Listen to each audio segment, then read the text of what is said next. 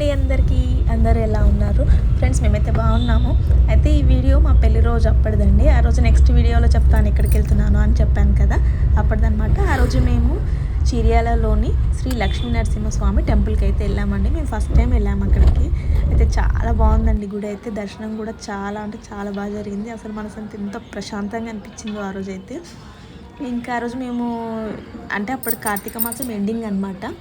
ఇంకా రష్ ఉన్నారు, మంచి దర్శనం కూడా చాలా బాగా జరిగిందండి. ఎంత ప్రశాంతంగా ఉందో అక్కడైతే, అసలు చాలా బాగుంది. అయితే ఫోన్ లోపలికి అలో లేదండి, నాకు వీలున్నంత వరకు వీడియో తీసి పెట్టాను ఫ్రెండ్స్.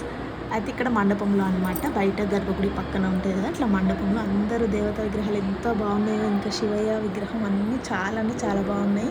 ఆ నరసింహస్వామి ఆశీర్వాదం మీ అందరికీ ఉండాలని కోరుకుంటున్నాను. అయితే ఇక్కడ ప్రత్యేకత ఏంటంటే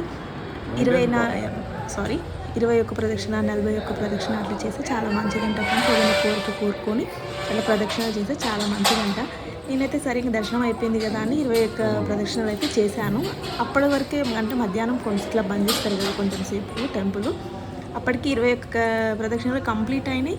ఇంకా అందరూ బయటికి వెళ్తున్నారనమాట. సరే 21 అయితే అయినాయి కదా అని హ్యాపీగా అనిపించింది. దర్శనం అయితే మంచిగా అయిందండి.